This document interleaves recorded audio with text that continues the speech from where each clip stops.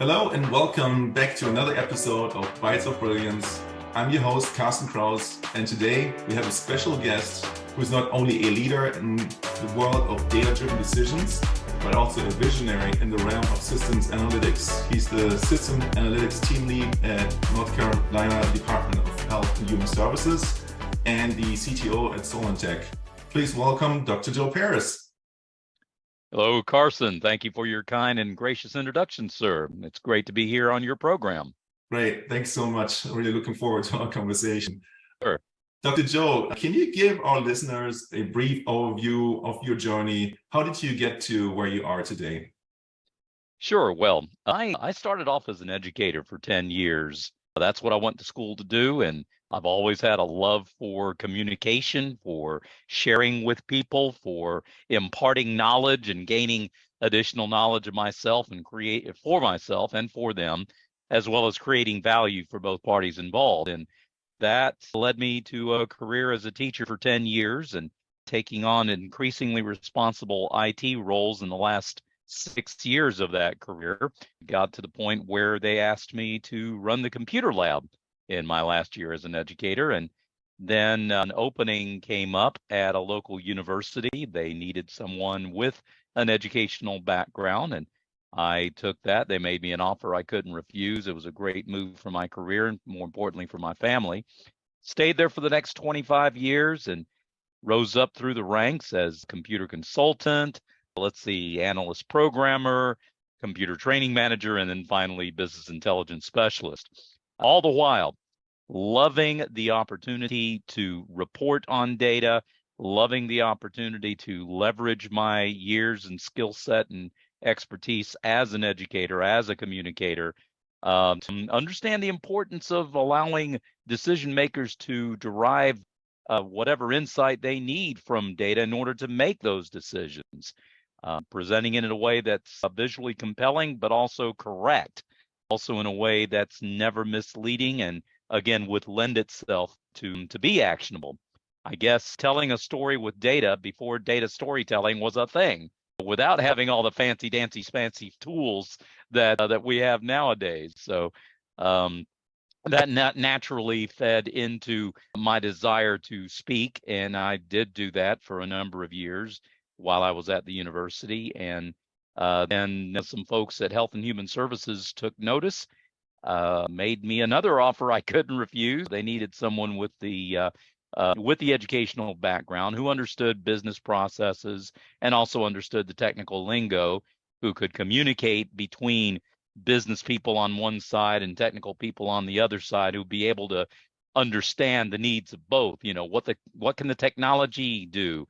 What are the business rules that drive it? What is it that you really do need versus what are you asking for? Who could understand the language and therefore come to that conclusion. And so it was match made in heaven, if you will.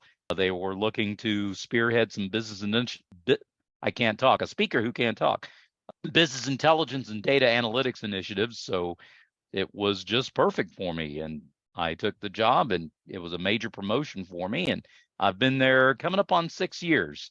So I enjoy what I do, getting to liaise with business and technical folks, getting to speak at conferences, getting to share about data transformation, data analytics, data storytelling, data governance, you name it, all things data. That's my wheelhouse. That's what I enjoy doing. No, that's great. Thank you for sharing that. And yeah, I can totally relate to that. That you're doing something and there's no term for it yet, and then all of a sudden it's like, oh, I did this, so I guess this makes sense. And also, exactly. That's what it's called. Yeah. And storytelling, obviously, very important. Related to that, data is often termed as the new oil, right? Yes. In your roles, you've been pivotal in driving decisions using data. Can you tell us how you approach data analytics from a decision making and maybe a perspective and maybe an example of a significant decision you've influenced with data? Sure. So, I think it's important for people to recognize that if they have good sense about their business processes, without realizing it, they are using data to inform, at least inform, if not drive, their decision. They may not recognize the anecdotal stories that they get from their employees, looking at trends in their different lines of business. That's data too. It may not reside in a spreadsheet. They may not be looking at it by using some type of query tool. They may not even know what sequel means. To them, sequel is a movie that comes after a movie. They don't know that sequel is actually structured query language, right? They don't know the SQL acronym, and so they think that it's a word. And they shouldn't have to know how to code. That's what people like me are for, people like developers and other data analysts and so forth who can distill what's going on and get them to the point of knowing what they need to do with it. So differentiating between one's intellect, one's intuition, one's business savvy, and the raw numbers, the raw data.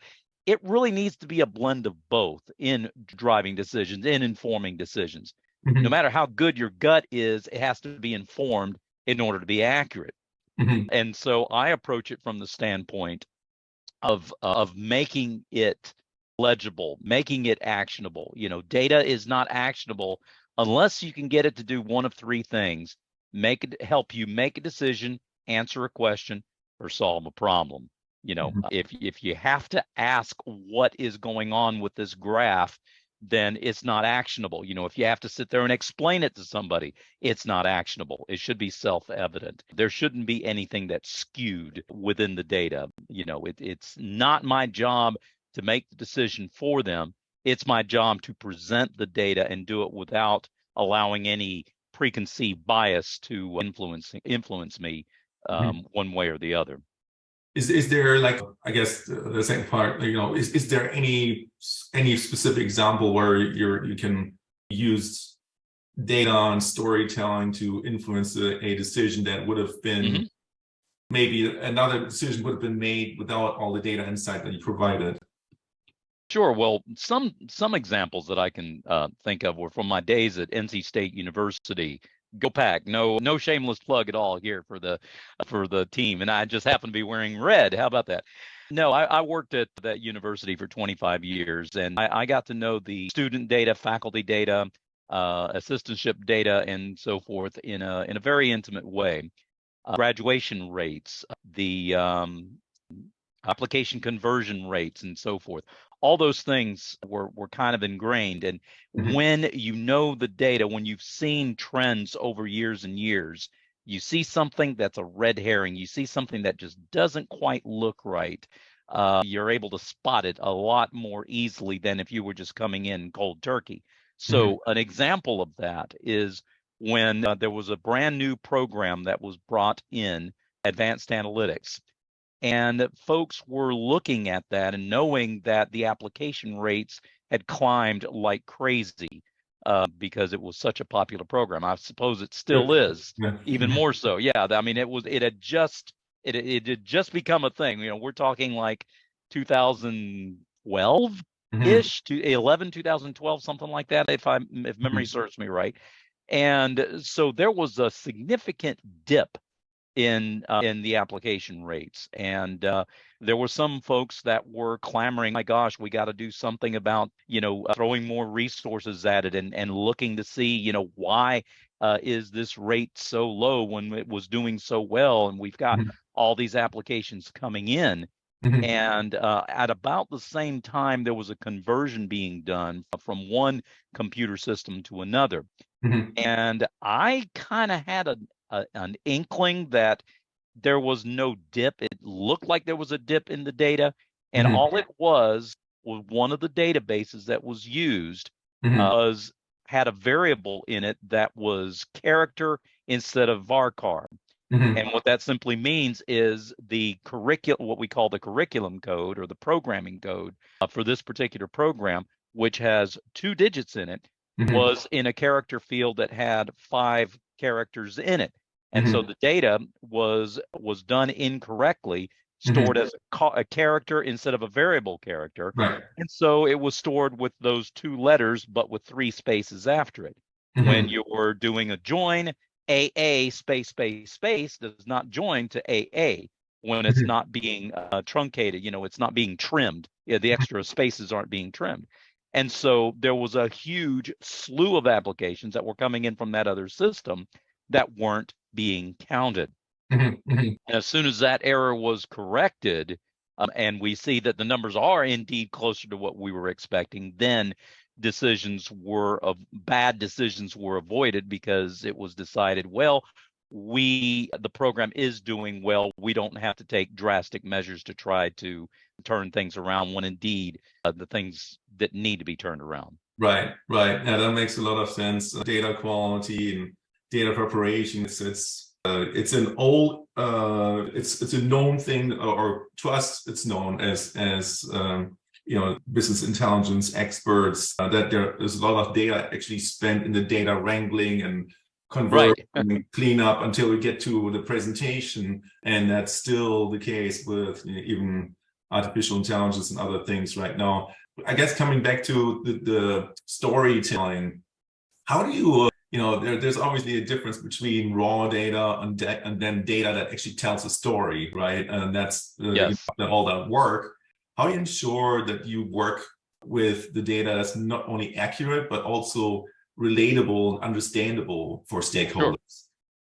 So in the job that I have now with Health and Human Services, one of the things that was brought into that was implemented a number of years ago were performance measures, and that is, okay, we know that social workers are doing a good job. Well, how do we prove it? Is it simply by hearing the stories that are told by the folks that are involved who say, yes, they're doing a good job, and we want to believe people are honest, but at the same time, we would like to see some sort of measurable, repeatable type information that proves they're doing well, such as how long does it take for a child to be placed in a home, such as how long does it take between the time that the call comes in and the response is made, such as what is the intake rate, what is the rate of placement, and so forth. And those things, you can't just go by stories. You have to have measurable data Right. that will provide you with the information you need. And Mhm. so it's when you can connect the fact that Jane Doe's intake percentage has gone from 80 to 95%, while at the same time that her caseload has gone up from 50 kids to 60 kids, and you make a compelling story. Here is the lady who is the social worker who has made such a positive impact on these kids, and perhaps accompany it with an interview of one of the families who was positively impacted by this worker's dedication to the cause. Of course, Mhm. I'm making the exact names up. This Right. isn't a real, but it's the type of thing that is looked at. So then when you can look at the underlying data, look at the issues, and perhaps attach some sort of personal, heartwarming story to it, then you have data that tells a story. Right, right. No, that's great. Maybe switching gears a little bit. The post pandemic COVID-19 world has seen many Mm. changes, as you know, right? And Um, how businesses and governments operate.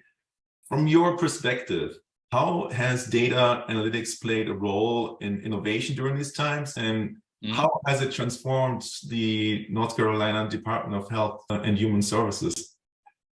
sure. So there were a number of initiatives that were implemented during COVID-19, and human resilience in the face of tragedy. I don't want to say the word tragedy. In the face of adversity, I guess I'll say it that way. And to some, it was a tragedy. Right. Of course, Yeah, many totally. lost their lives, and that is certainly tragic. So I Yes. don't mean to Yeah. belittle that in any way. I was just trying to look for the right word to how to term it. How to couch it, and you know, a service-oriented organization like Health and Human Services, that's what the S in DHHS stands for. We are here to serve the people of North Carolina, and to address people's concerns at the time of when we were in the throes of the pandemic, is knowing, okay, how many people are being hospitalized because of COVID? How many people are being vaccinated? How many people are being diagnosed with the virus? Mhm. And all, and what is that rate per thousand, per million, per 100,000, or whatever? How does that differ in one county versus another county? Okay, plot that against the number of facilities that have the vaccine available, or in the days before the vaccine, then compare that to the days after the vaccine. That's just another number. What's the point? Is when you've got these experts in the data wrangling, as you said it so Mhm. expertly earlier, that are going to go in and collect these data from the CDC and from the different facilities and so forth. People want to know that. People want to be aware of it. Now, I wasn't personally involved in the initiative to set up a number of dashboards, so I can't speak to it authoritatively, nor can I divulge any details. But suffice it to say, there were some incredibly dedicated folks who were able to very quickly stand up a series of servers, a series of databases, a series of data visualizations to graphically express Mhm. the story of what's happening. You want to see the line go down instead of go up. You want to know, what are our efforts doing, our efforts at informing people, our efforts at getting the vaccine out, our social distancing efforts, the masking up, and all the things that we had to do in those years to Mhm. protect ourselves and to protect those around us, and so forth, and get vaccinated as soon as it was made available, and then the second one, and then the booster, and then the other booster, and everything Mhm. else. How are all those efforts panning out? What does the picture look like? So having these individuals, very dedicated, very smart, talented individuals, who were able to not only gather the data, but also summarize it and aggregate it and distill it in a way that was not only accurate, but also visually compelling, was Mhm. something that gave a great service to the state, that you could go to that website and tell, some kind of color code, some kind of a map view that would show the different counties and what the Mhm. different rates are, and are you in the green zone? Certain KPIs that were established ahead of time to say, this percentage means red, this means yellow, this means green. And so Mhm. at a glance, people could tell. They see the red, green, yellow, whatever. And so they Mhm. would know where the danger spots are, how things are doing better, plotted over time. You can see how things are improving in some areas and not improving in others, Mhm. and give yourself a much bigger picture of what's going on. Because I think an informed public is an armed public, a public that can be reassured that Mhm. the efforts are being made to try to offer protection, and to try to navigate through a situation that nobody saw coming. Well, we didn't see it coming, Mhm. and that people didn't know how they were going to handle it.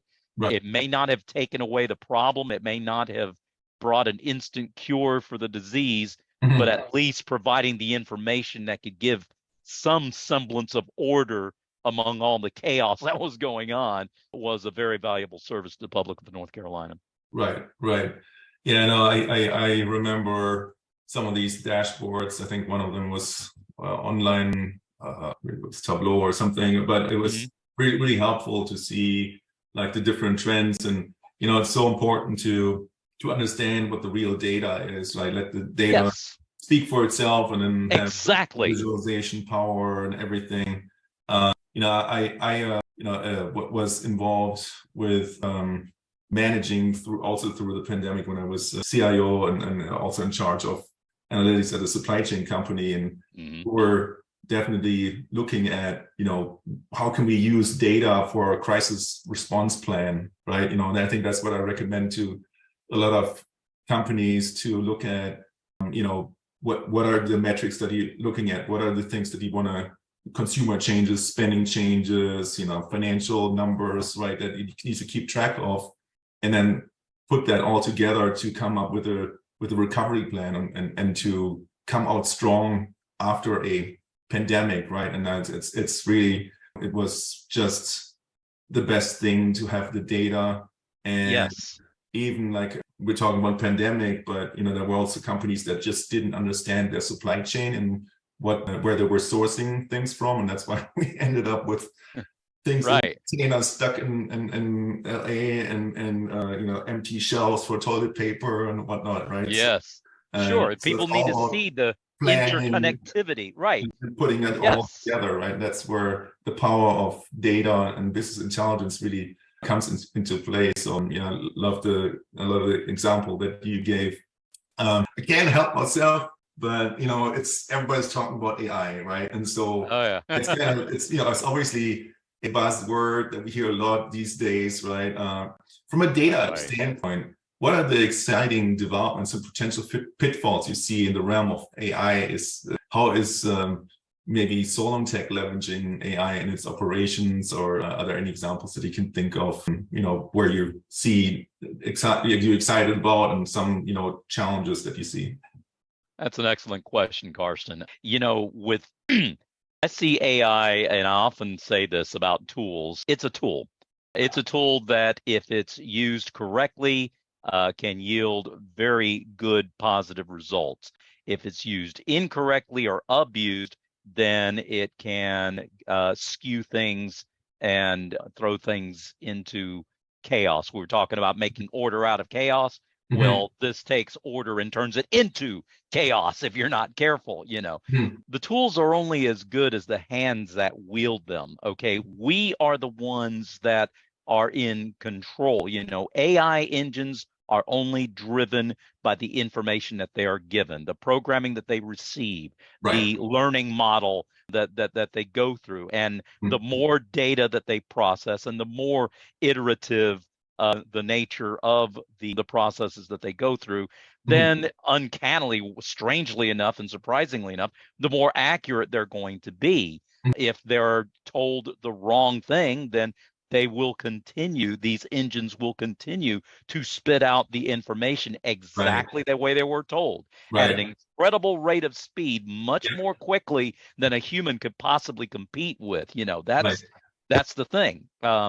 When used correctly, right? Mm-hmm. When used the way things are intended, such as repetitive tasks, Mm-hmm. such as sifting through mounds of data and Mm-hmm. distilling it into whatever key performance indicators that Mm-hmm. the humans ahead of time told it. These are the things that we're looking for. We are looking for pieces of data that are going to show X, Y, and Z. Mm-hmm. All right.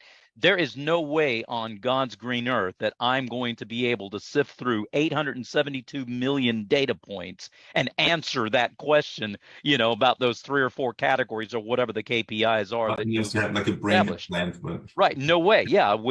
God did not endow us with that. That is not yeah. one of our powers that we have up here in this brain. What we do have is the intellect and the ability to create these machines that will do it for us. Mm-hmm. Okay. And it does go through all those instructions, lightning fast speed, consistently every time, without error, without getting tired, without needing an extra sandwich, without having to take a nap or anything else, so that once it's finished going through its gyrations, Mm-hmm. that's where we come in.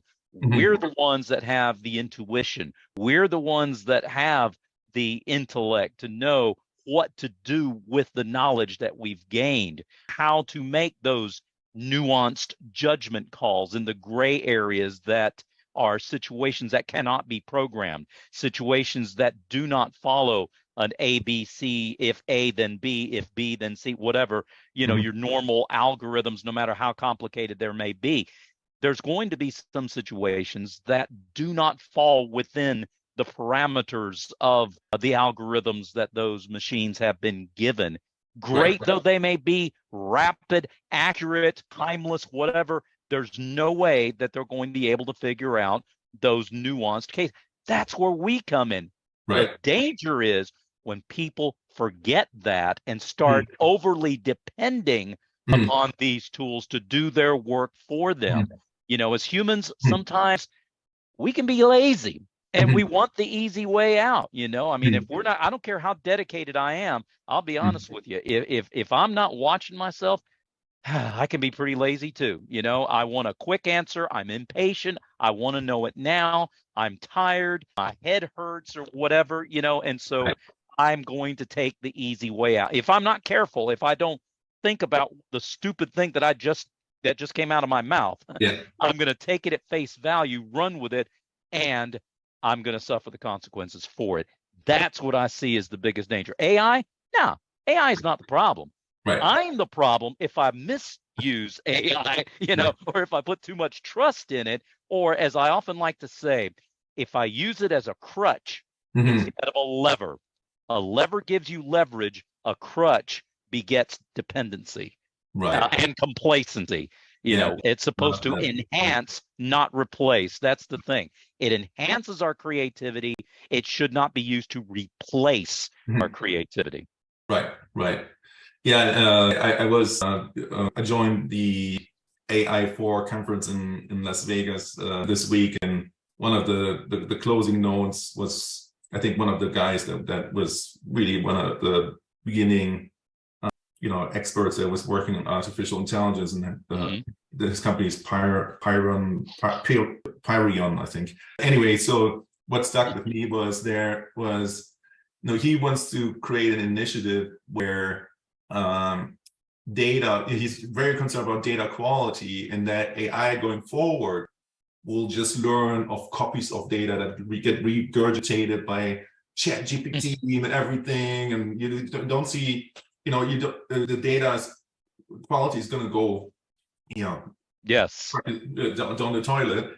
Right. And so, you need to have some basic guidelines on how you can make sure that what is real and what is not real, right? And so, that was certainly one area. Maybe switching to the future now, right? Looking forward, where do you see the field of data analytics and AI headed? What should professionals and organizations be prepared for in the coming years? Be prepared for the very scenario you described, because lazy people that don't try to use their God-given talents of creativity and just take what, as you said, Chat GPT or Bard or uh, chat-powered Bing or whatever, take what they say, what they write, what's been regurgitated. I like the way you say that. And when you start regurgitating what's been regurgitated, Right. it just becomes more regurgitation. Right. And I don't want to be gross, but we all know that's not good. Okay. Yeah. And if we Unless all, you're a bird, I guess. well, yeah, that's true. In which case, yes, that would be appealing to the porcine individual animals and things, I suppose. But hey, if we're lazy, if we take the easy way out, I see this. I see nothing but disaster ahead. Right. Because it'll only get worse, and it'll be accepted as true, and there's not going to be any fact checking. I would like to think that we as humans will throw up our hands and say, wait just a minute. Mhm. I'm behind the driver's seat here. I've got a brain. I'm going to start using it, because if I don't use it, it's going to, just like your muscles, is no different than if you don't work out, you don't run, you don't whatever, the muscles get atrophied. I think brains can also become atrophied. And if we're not careful, that's a pretty bleak future. I would rather not see that. I would hope that people would have the sense to recognize the danger and exercise the creativity, because coupling what we now know about artificial intelligence with that creativity can do nothing but actually improve it. Mhm. So, what if we do the fact checking? What if we do look Mhm. at the data and question it? See, that's just it. Even now, today, in business intelligence, a good dashboard, great. There's Mhm. good, there's great. A great dashboard, a great data visualization is going to stimulate questions. And I don't mean the type of questions as, what in the world is he trying to show here? I can't. No, that's not the kind of Yeah. question. You want to generate questions of the type that enable people to drill deeper into the data and want to figure out why is this line going down because of some other mitigating factor? Okay. I Right. feel we ought to do the same thing with artificial intelligence, these ML engines and so forth, the deep learning engines. Question the data, question it all around. Right. Think of different ways of teaching that algorithm that will enable us to steer it into the right direction. Yeah, yeah, no, absolutely. No, I 100% agree. I recently had an experience with, the Chat GPT. I have a subscription to it, and I was testing out a new plug. It's not a plugin. I think it's a functionality called Code Interpreter, and I was just blown away by it because I used a public data source and uploaded it in there and ask the questions. You really queried the data, in natural language. And initially you just said, okay, I have some insights that are interesting. Okay, let's now look at this. Can you create a visual? And it did everything, pretty impressively. I wouldn't rely on it. I would fact check it and double check it, but it was just a very good, piloting tool of the data. Yes. See, there's some interesting insights here, right? And I thought that was just, I was so blown away. That is amazing. Need to upload that and share that with the rest of CDO Times and also now, LinkedIn. Do you know what that did to you? That sparked your interest, did it not? Yes, 100%. Okay, that's the whole idea. See, right. This is where I see the value, because you didn't have to do the digging yourself. The machine did the digging for you. And what you did as a responsible person with data, rather than just rely on it, sit back and say, okay, I'm done. What did that do? It sparked your interest to dig deeper. It sparked your interest to question it, to twist it, to to think of more ways to express it that you would not have thought of had your imagination and interest and curiosity not been awakened, because you approached it with the right mindset. You approached it as a lever rather than a crutch. And that's what I've said that 1,000 times, and I'm going to keep preaching it until I die. It is a lever. It is not a crutch. And as long as you approach it with that same mindset, and it awakens your understanding, awakens your curiosity, your creativity, your, desire for more. And I'm sorry, I'm getting passionate. I'm very passionate about this, then you're using it the way I believe that it's intended to be used. Get that spark going, get those creative juices flowing, and then run with it and make something else with it that's even better than what it was when it was handed to you on that regurgitated, getting back to the regurgitation here, when it was handed to you on that regurgitated platter. We got to get off that.